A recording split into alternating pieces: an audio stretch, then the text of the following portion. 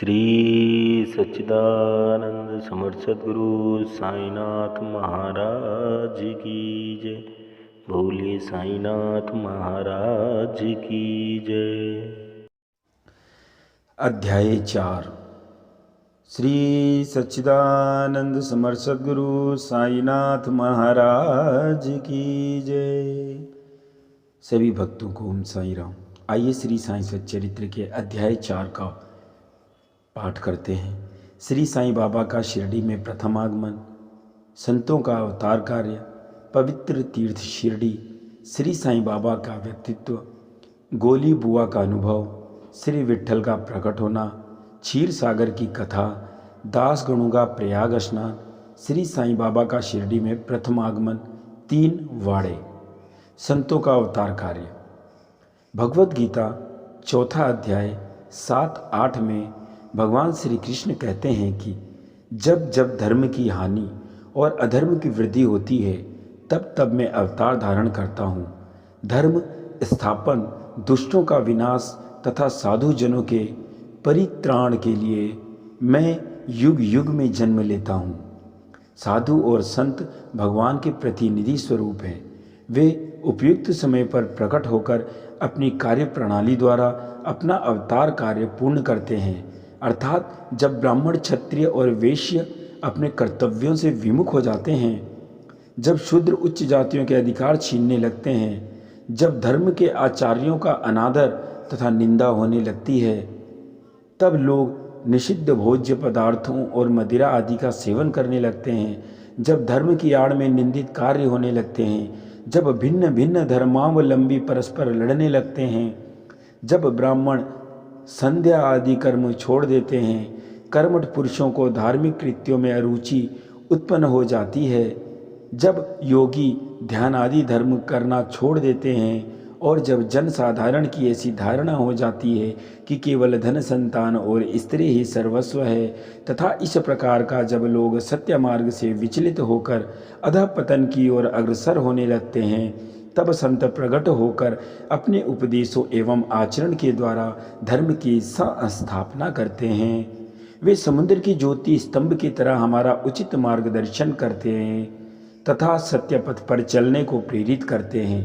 इसी मार्ग पर अनेकों संत निवृत्तिनाथ, ज्ञानदेव, मुक्ताबाई, नामदेव, गोरा, गोणाई, एकनाथ, तुकाराम, श्री कबीर, नरहरि, नरसी भाई, सजन, कसाई, सांवता माली और रामदास तथा कई अन्य संत सत्य मार्ग का दिग्दर्शन कर के हेतु भिन्न भिन्न अवतारों में प्रकट हुए और इन सबके पश्चात शिरडी में श्री साईं बाबा का अवतार हुआ। पवित्र तीर्थ शिरडी अहमदनगर जिले में गोदावरी नदी के तट पर बड़े ही भाग्यशाली हैं वो लोग और वो धरती जिन पर अनेक संतों ने जन्म धारण किया और अनेकों ने वहां आश्रय पाया। ऐसे संतों में श्री ज्ञानेश्वर महाराज प्रमुख थे। शिरडी अहमदनगर जिले के कोपरगांव तालुका में है। गोदावरी नदी पार करने के पश्चात मार्ग सीधा शिरडी को जाता है। 8 मील चलने पर जब आप नीम गांव पहुंचेंगे तो वहां से शिरडी दृष्टिगोचर होने लगती है। कृष्णा नदी के तट पर अन्य तीर्थ स्थान गणकापुर, नरसिंहवाड़ी और अदुम्बर के समान ही शिरडी भी प्रसिद्ध तीर्थ है। जिस प्रकार दामोजी जी ने मंगलवेढ़ा को, पंढरपुर के समीप समर्थ रामदास जी ने सज्जनगढ़ को, दत्तावतार श्री नरसिंह सरस्वती ने वाड़ी को पवित्र किया, उसी प्रकार श्री साईनाथ ने शिरडी में अवतीर्ण होकर उसे पावन बनाया। श्री साईं बाबा का व्यक्तित्व। श्री साईं बाबा के सानिध्य से शिरडी का महत्व विशेष बढ़ गया। अब हम उनके चरित्र का अवलोकन करेंगे। उन्होंने इस भवसागर पर विजय प्राप्त कर ली थी, जिसे पार करना महान दुष्कर तथा कठिन है। शांति उनका आभूषण था तथा वे ज्ञान की साक्षात प्रतिमा थे। वैष्णव भक्त सदैव वहाँ आश्रय पाते थे। दान वीरों में वे राजा कर्ण के समान दानी थे। वे समस्त सारों के सार रूप थे। ऐहिक पदार्थों से उन्हें अरुचि थी। सदा आत्मस्वरूप में निमग्न रहना ही उनके जीवन का मुख्य ध्येय था। अनित्य वस्तुओं का आकर्षण उन्हें छू भी नहीं गया। उनका हृदय शीशे के सदृश उज्ज्वल था। उनके श्री मुख से सदैव अमृत वर्षा होती थी। अमीर और गरीब उनके लिए दोनों ही एक समान थे। मान अपमान की उन्हें किंचित मात्र भी चिंता न थी। वे निर्भय होकर संभाषण करते, भांति भांति के लोगों से मिलजुल कर रहते, नर्तकियों का अभिनय तथा नृत्य देखते और गजल कव्वालियाँ भी सुनते थे। इतना सब करते हुए भी उनकी समाधि किंचित मात्र भी भंग न होती थी। अल्लाह का नाम सदा उनके ओठों पर था। जब दुनिया जागती तो वे सोते और जब दुनिया सोती तो वे जागते थे। उनका अंतःकरण प्रशांत महासागर की तरह शांत था कि सुखिया सब संसार है, खावे और सोए, दुखिया दास कबीर है, जागे और रोवे। न उनके आश्रम का कोई निश्चय कर सकता था और न उनकी कार्य प्रणाली का अंत पा सकता था। कहने के लिए तो वे एक स्थान पर निवास करते थे, परंतु विश्व के समस्त व्यवहारों व व्यापारों का उन्हें भली भांति ज्ञान था। उनके दरबार का रंग ही निराला था। वे प्रतिदिन अनेक किंवदंतियाँ कहते थे, परंतु उनकी अखंड शांति किंचित मात्र भी विचलित न होती थी। वे सदा मस्जिद की दीवार के सहारे बैठे रहते थे तथा प्रातः, मध्याह्न और सायंकाल लेंडी और चावड़ी की तरफ और वायु सेवन करने जाते तो भी सदा आत्मस्थित ही रहते थे। स्वतः सिद्ध होकर भी वे साधकों के समान आचरण करते थे। वे विनम्र, दयालु तथा अभिमान रहित थे। उन्होंने सबको सदा सुख पहुंचाया। ऐसे थे श्री साईं बाबा, जिनके श्री चरण कमलों का स्पर्श कर शिरडी पावन बन गई। उसका महत्व असाधारण हो गया। जिस प्रकार ज्ञानेश्वर ने आलंदी और एकनाथ ने पैंठड़ का उत्थान किया, वही गति श्री साईं बाबा द्वारा शिरडी को प्राप्त हुई। शिरडी के फूल, पत्ते, कंकड़, पत्थर भी धन्य हैं, जिन्हें श्री साईं चरणाम्बुजों का चुंबन तथा उनकी चरण रज मस्तक पर धारण करने का सौभाग्य प्राप्त हुआ। भक्तगण को शिरडी एक दूसरा पंढरपुर, जगन्नाथपुरी, द्वारका, बनारस, काशी, महाकालेश्वर तथा गोकर्ण महाबलेश्वर बन गई। श्री साईं का दर्शन करना ही भक्तों का वेद मंत्र था, जिसके परिणाम स्वरूप आसक्ति घटती और आत्मदर्शन का पथ सुगम होता था। उनका श्री दर्शन ही योग साधन था और उनसे वार्तालाप करने से समस्त पाप नष्ट हो जाते थे। उनका पाद सेवन करना ही त्रिवेणी अर्थात प्रयाग स्नान के समान था तथा चरणामृत पान करने मात्र से ही समस्त इच्छाओं की तृप्ति होती थी। उनकी आज्ञा हमारे लिए वेद सदृश थी। प्रसाद तथा उदी ग्रहण करने से चित्त की शुद्धि होती थी। वे ही हमारे राम और कृष्ण थे, जिन्होंने हमें मुक्ति प्रदान की। वे ही हमारे परब्रह्म थे। वे छंदों से परे रहते तथा कभी निराश न हताश नहीं होते। वे सदा आत्मस्थित, चैतन्य घन तथा आनंद की मंगल मूर्ति थे। कहने को तो शिरडी उनका मुख्य केंद्र था, परंतु उनका कार्य क्षेत्र पंजाब, कलकत्ता, उत्तरी भारत, गुजरात, ढाका और कोंकण वक्त विस्तृत था। श्री साईं बाबा की कीर्ति दिन प्रतिदिन चारों ओर फैलने लगी और जगह जगह से दर्शनार्थ आकर उनके भक्त लाभ उठाने लगे। केवल दर्शन से ही मनुष्यों, चाहे वे शुद्ध अथवा अशुद्ध हृदय के हों, वे चित्त को परम शांति मिल जाती थी। उन्हें उसी का आनंद अनुभव होता था जैसा कि पंढरपुर में श्री विट्ठल के दर्शन से होता है।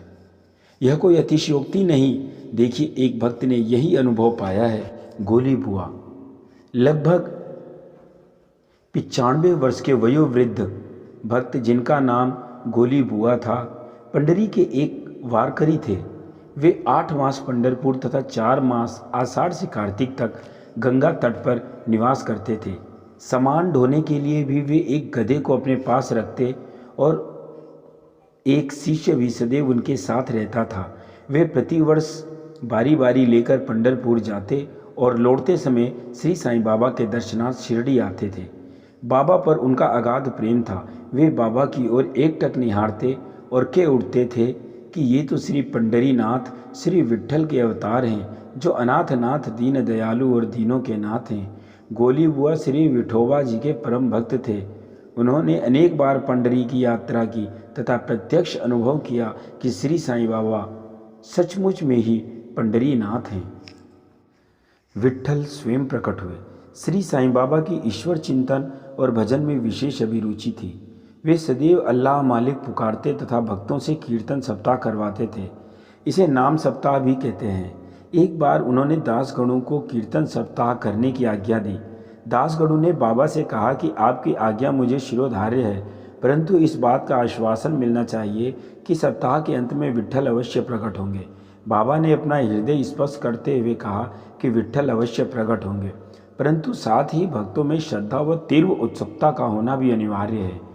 ठाकुरनाथ की डंकपुरी, विट्ठल की पंढरी, रणछोड़ की द्वारिका, यही तो है। किसी को दूर जाने की आवश्यकता नहीं है। क्या विट्ठल कहीं बाहर से आएंगे? वे तो यहीं विराजमान हैं। जब भक्तों में प्रेम और भक्ति का स्रोत प्रवाहित होगा तो विट्ठल स्वयं ही यहाँ प्रकट हो जाएंगे। सप्ताह समाप्त होने के बाद विट्ठल भगवान इस प्रकार प्रकट हुए। काका साहिब दीक्षित सदैव की भांति स्नान करने के पश्चात जब ध्यान करने को बैठे तो उन्हें विट्ठल के दर्शन हुए। दोपहर के समय जब वे बाबा के दर्शनार्थ मस्जिद में पहुंचे तो बाबा ने उनसे पूछा, क्यों विट्ठल पाटिल, आए थे ना? क्या तुम्हें उनके दर्शन हुए? वे बहुत चंचल हैं, उनको दृढ़ता से पकड़ लो। यदि थोड़ी सी भी असावधानी की तो वे बचकर निकल जाएंगे। यह प्रातःकाल की घटना थी और दोपहर के समय उन्हें पुनः दर्शन हुए। उसी दिन एक चित्र बेचने वाला विठोबा के 25-30 चित्र लेकर वहाँ बेचने को आया। यह चित्र ठीक वैसा ही था जैसा कि काका साहिब दीक्षित को ध्यान में दर्शन हुए थे। चित्र देखकर और बाबा के शब्दों का स्मरण कर काका साहिब को बड़ा विस्मय हुआ और प्रसन्नता हुई। उन्होंने एक चित्र सहर्ष खरीद लिया और उसे अपने देवघर में प्रतिष्ठित कर दिया। ठाणा के अवकाश प्राप्त मामलतदार श्री B.V. देव ने अपने अनुसंधान के द्वारा यह प्रमाणित कर दिया है कि शिरडी पंढरपुर की परिधि में आती है। दक्षिण में पंढरपुर श्री कृष्ण का एक प्रसिद्ध स्थान है, अतः शिरडी ही द्वारिका है। साईं लीला पत्रिका भाग 12 अंक 1, 2, 3 के अनुसार द्वारिका की एक और व्याख्या सुनने में आई है, जो कि के नारायण अय्यर द्वारा लिखित भारतवर्ष के अस्थायी इतिहास में स्कंद पुराण भाग 2 पृष्ठ 90 में उद्धृत हो गई है। वह इस प्रकार है कि चतुर्वर्णामपि वर्गाणाम यत्र द्वाराणि सर्वतः अतो द्वारावती युक्ता विद विभ अत्स बबाधिभी। जो स्थान चारों वर्णों के लोगों का धर्म, अर्थ, काम और मोक्ष के लिए सुलभ हो, दार्शनिक लोग उसे द्वारिका के नाम से पुकारते हैं। शिरडी में बाबा की मस्जिद केवल चारों वर्णों के लिए ही नहीं, अपितु दलित, अस्पृश्य और भागोजी सिंधे जैसे कोड़ी आदि सभी के लिए खुली थी। अतः शिरडी को द्वारिका कहना ही सर्वथा उचित है। भगवंत राव क्षीर सागर की कथा। श्री विट्ठल पूजन में बाबा को कितनी रुचि थी, यह भगवत राव क्षीर सागर की कथा से स्पष्ट है।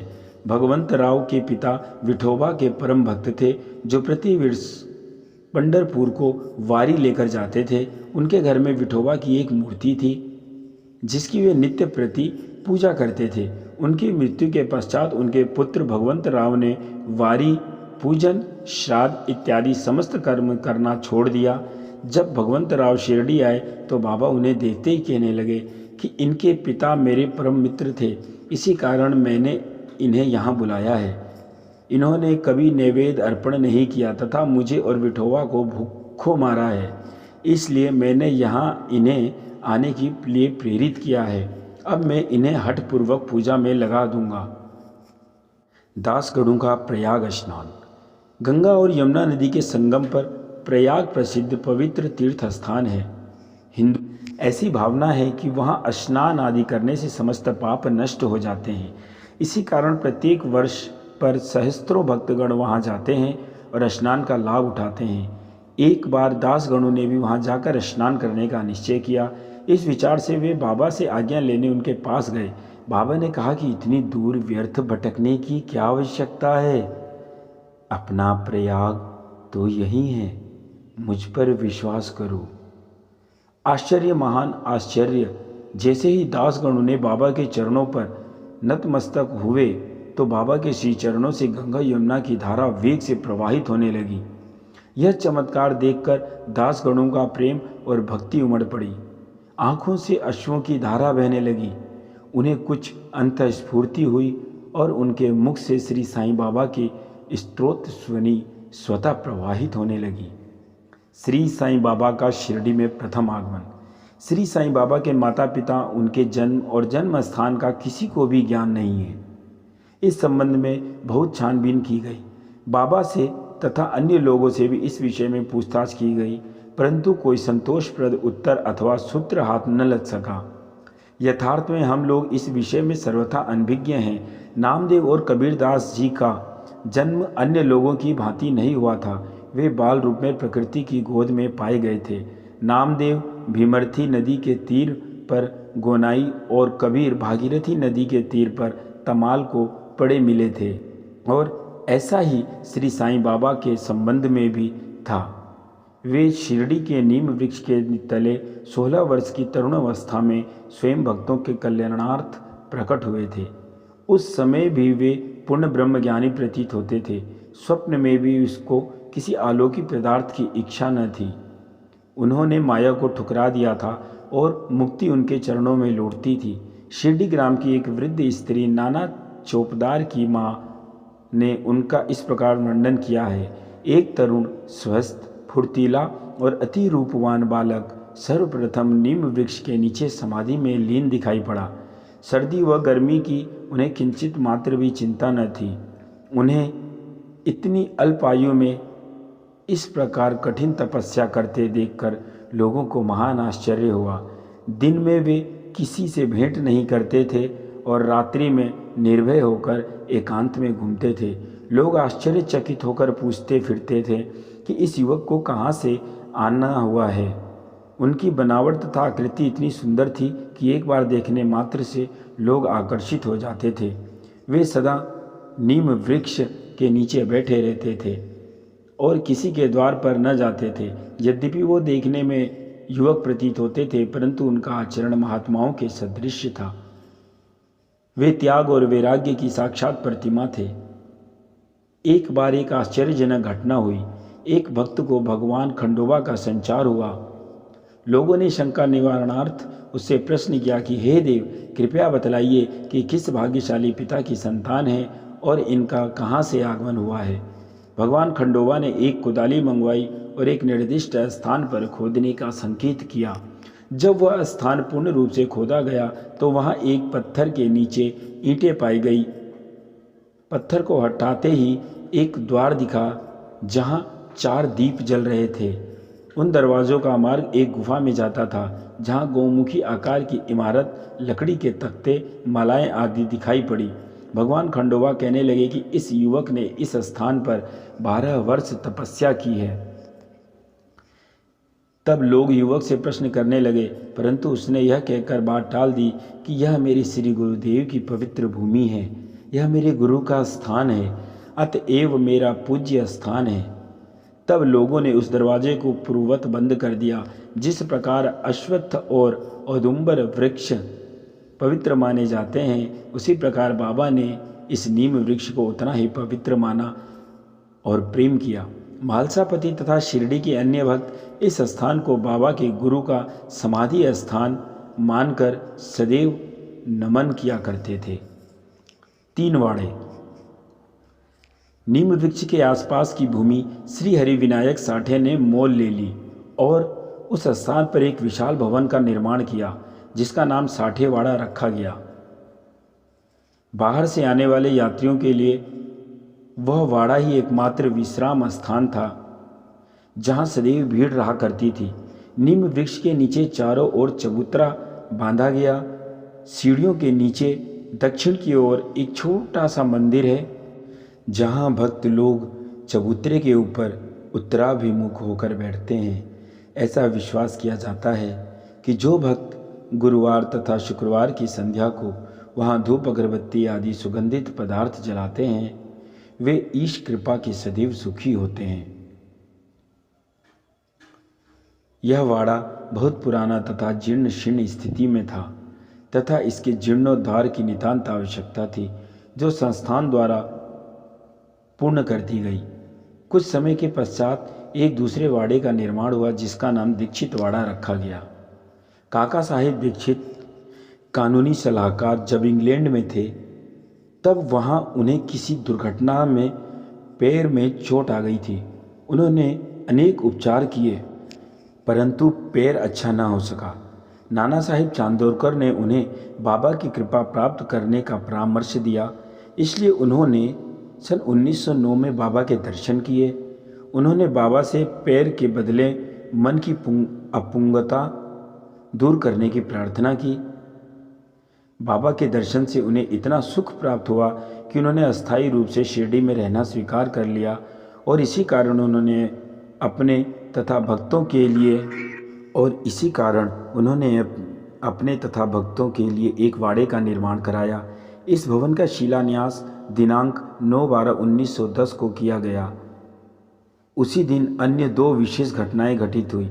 नंबर 1, दादा साहेब खारपड़े को घर वापस लौटने की अनुमति प्राप्त हो गई और नंबर 2, चावड़ी में रात्रि को आरती प्रारंभ हो गई। कुछ समय में वाड़ा संपूर्ण रूप से बन गया और रामनवमी को 1911 के शुभ अवसर पर उसका यथाविधि उद्घाटन कर दिया गया। इसके बाद एक और वाड़ा मानो एक शाही भवन नागपुर के प्रसिद्ध श्रीमंत बूटी ने बनवाया। इस भवन के निर्माण में बहुत धनराशि लगाई। उनकी समस्त निधि सार्थक हो गई, क्योंकि बाबा का शरीर अब वहीं विश्रांति पा रहा है और फिलहाल वह समाधि मंदिर के नाम से विख्यात है। इस समाधि मंदिर के स्थान पर पहले एक बगीचा था, जिसमें बाबा स्वयं पौधों को सींचते और उनकी देखभाल किया करते थे। जहाँ पहले एक छोटी सी कुटिया भी थी, वहाँ 3-3 वाड़ों का निर्माण हो गया। इन सब में 60 वाड़ा पूर्व काल में बहुत ही उपयोगी था। बगीचे की कथा वामन तात्या की सहायता से स्वयं बगीचे की देखभाल, शिरडी से ही श्री साईं बाबा की अस्थायी अनुपस्थिति तथा चांद पाटिल की बारात में पुनः शिरडी लौटना, देवीदास, जानकी दास और गंगागीर की संगति, मोहिउद्दीन तंबोली के साथ कुश्ती,